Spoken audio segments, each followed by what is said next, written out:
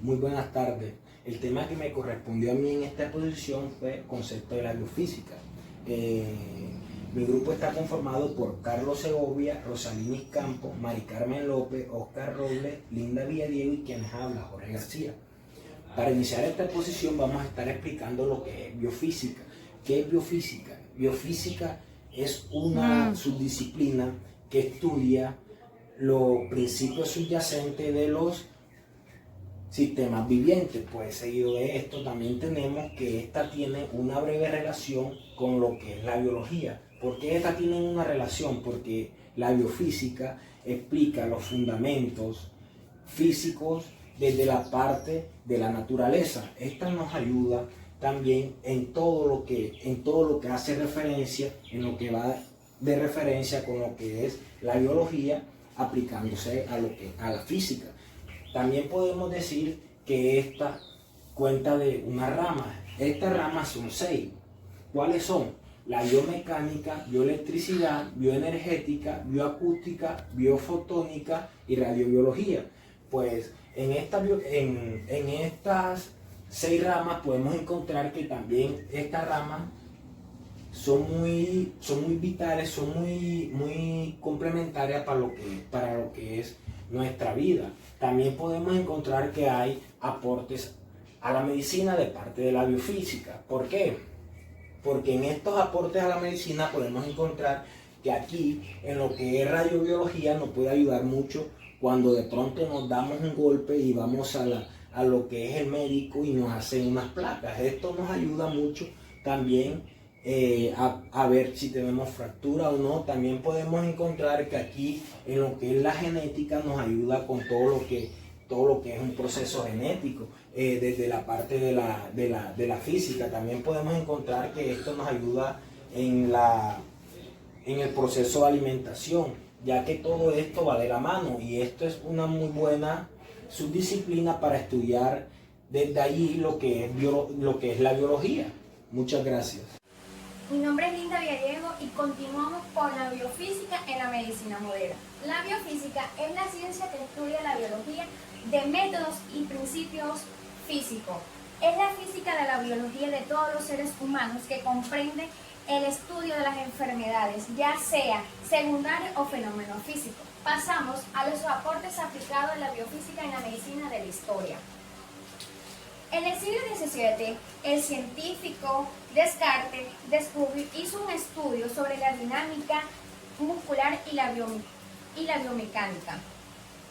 Para el año 1733, se realizó un estudio sobre la presión sanguínea y los principios de la hemostática y la hemodinámica.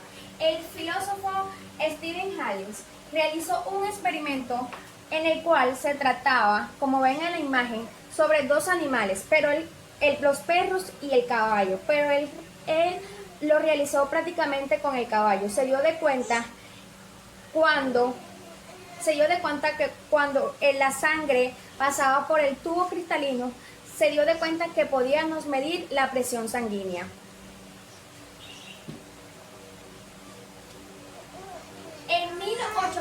En 1885 salió el primer libro de biofísica. Ya para el año 1786 se realizó unos estudios de unos estímulos nerviosos y moleculares. El científico Lewis Galvani realizó este experimento, pero lo realizó con ranas. Él le colocaba a las ranas electricidad y ahí se dio cuenta del sistema nervioso y de los músculos. La biofísica, en el siglo XIX ya entra la biofísica como una base científica para la realización de los estudios de la fisiología en la fisiología humana. Entra con el funcionamiento del organismo humano. El conocimiento biofísico ha sido el principal fundamento para todo el entendimiento fisiológico, ya sea normal o paleológico. Entra con el procesamiento de los alimentos, la óptica geométrica del ojo, la realización de las señales, el proceso biomecánico de equilibrio y desplazamiento de los órganos humanos, y sobre todo entra con la neurociencia. La neurociencia se encarga del estudio de las neuronas del cerebro, que consta en dos neuronas, como lo podemos ver aquí. A este proceso se le llama sinapsis, que es el comportamiento de las neuronas. En la actualidad, el desarrollo de la medicina se basa en dos: en la tecnología y en la biofísica. Muchas gracias. Buenas, les habla Rosalinis Campo. Hoy vamos a hablar acerca de la física, su concepto, su historia y algunos filósofos que hicieron grandes aportes a la física. La física es una ciencia que estudia las propiedades de la materia. Esta no solamente es una ciencia teórica, sino también una ciencia experimental. Hablemos un poco acerca de la historia. La física existe hace más de 200 años. Es una de las ciencias que más ha contribuido al desarrollo y bienestar del hombre. Gracias a sus investigaciones y avances, hoy en día hace que muchos fenómenos de la cotidianidad tengan sentido. ¿Dónde se originó la física? Lo vamos a hacer por medio de un mapa conceptual. ¿Dónde se originó la física? La física se origina o nace con la Revolución Francesa entre siglo XVI y siglo XVII. Galileo Galilei fue uno de los principales pioneros que se interesó por esta ciencia y sus descubrimientos. Por medio del plano inclinado, descubrió la ley de la inercia y por medio del telescopio se dio cuenta que alrededor de Júpiter habían satélites. Luego, Albert Einstein lo nombra como padre de la física moderna y Newton es el padre general de la física o física clásica, ya que la física se divide en dos: física clásica y física moderna. La física clásica es reduccionista y la física moderna es holística. La física clásica se basa en el observador del universo y la física moderna no solamente se basa en el observador del universo, sino que influye sobre él. ¿Cuál es la rama más antigua de la física? Bueno, en total hay 12 ramas. Una de las más antiguas es la rama de la óptica, que habla sobre la luz. ¿Cuál es la rama más antigua de la física? Una de las ramas más antiguas de la física es la óptica. Esta se encarga de estudiar la luz, ya que la refracción,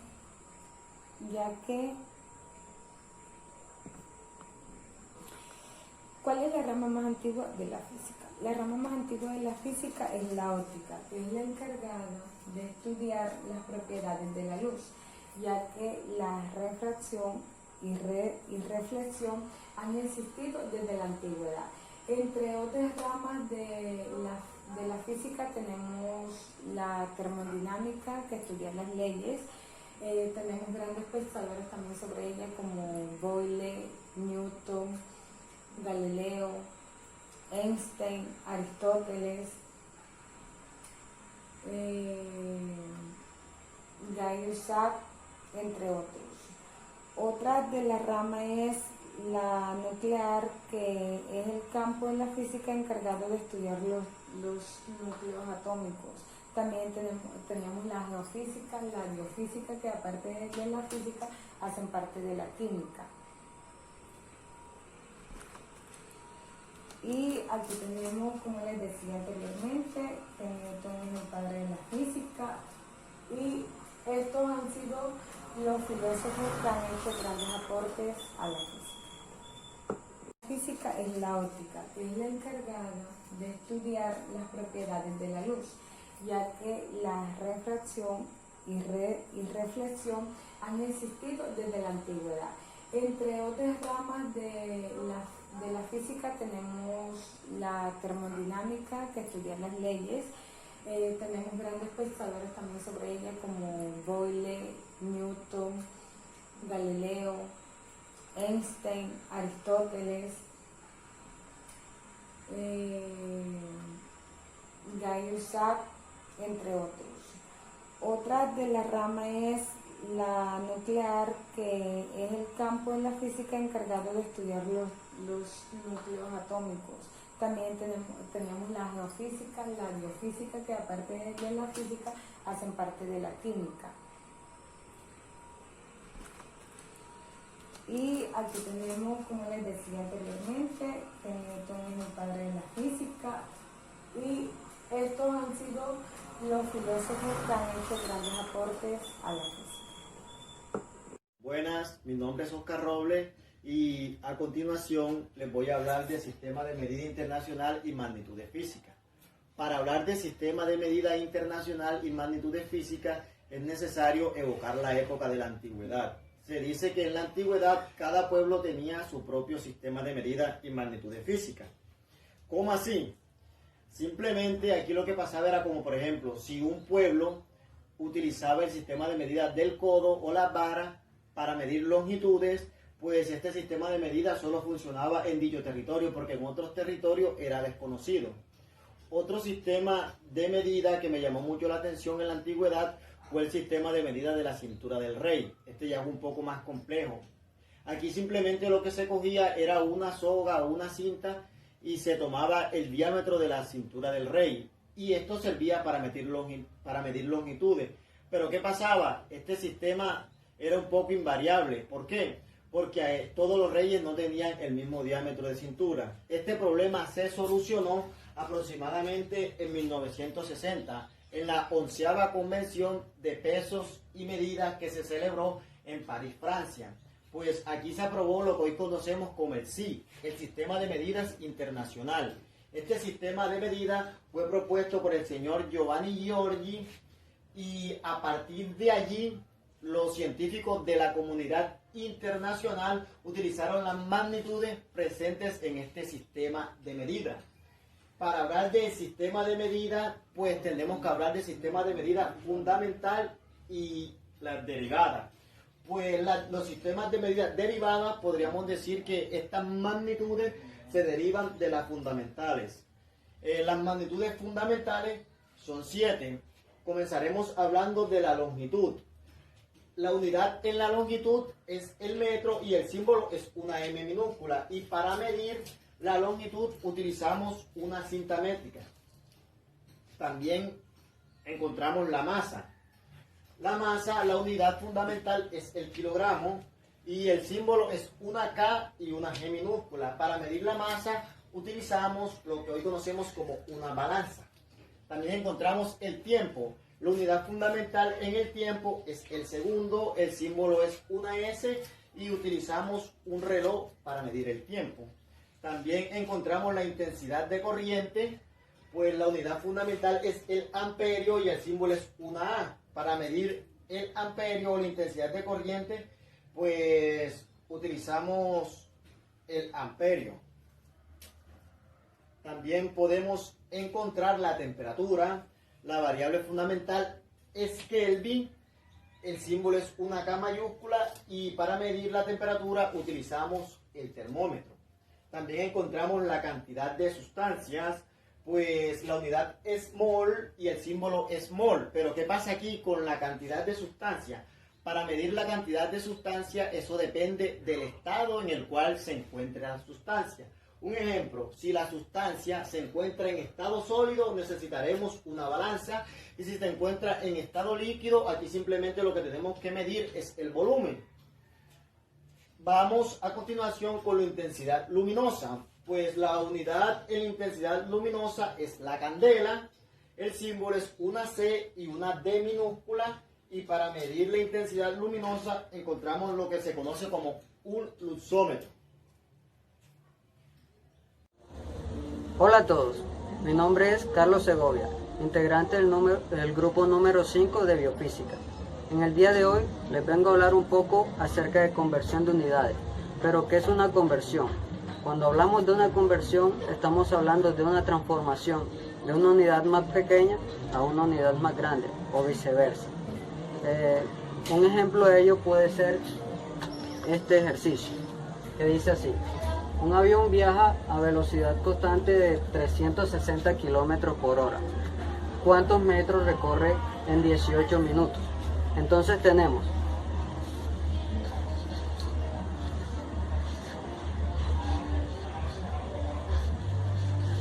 360 kilómetros por hora. Debemos de convertirlos a metros, que nos lo está pidiendo el ejercicio. Esto es igual. 1 kilómetro, para cancelar kilómetros, son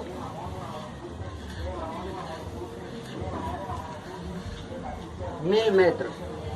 Ya tenemos la primera unidad, que es metros. Ahora, ¿qué nos están pidiendo? Minutos. Entonces cancelemos hora. 1 hora son 60 minutos.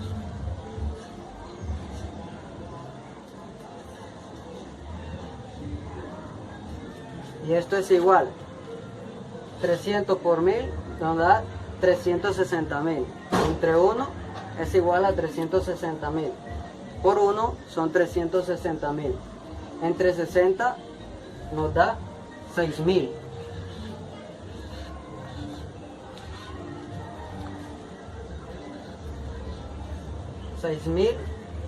Cancelamos kilómetros, cancelamos kilómetros, cancelamos hora y nos queda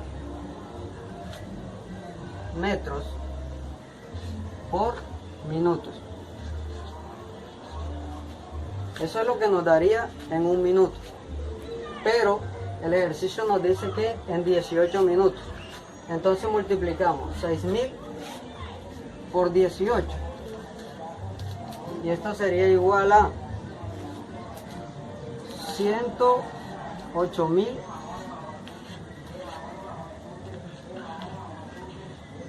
metros. Aquí te muestro un ejemplo de cómo pasamos de unidades más pequeñas a unidades más grandes.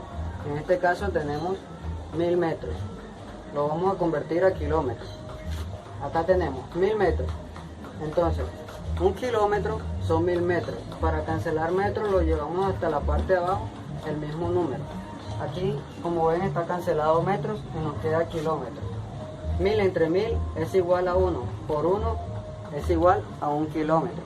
También podemos pasar de kilómetros a metros. Y es así. 10 kilómetros a metros. Entonces tenemos que 10 kilómetros, entonces 1 kilómetro son 1000 metros. Cancelamos kilómetros y nos queda metros. 10 por 1000 son 10.000.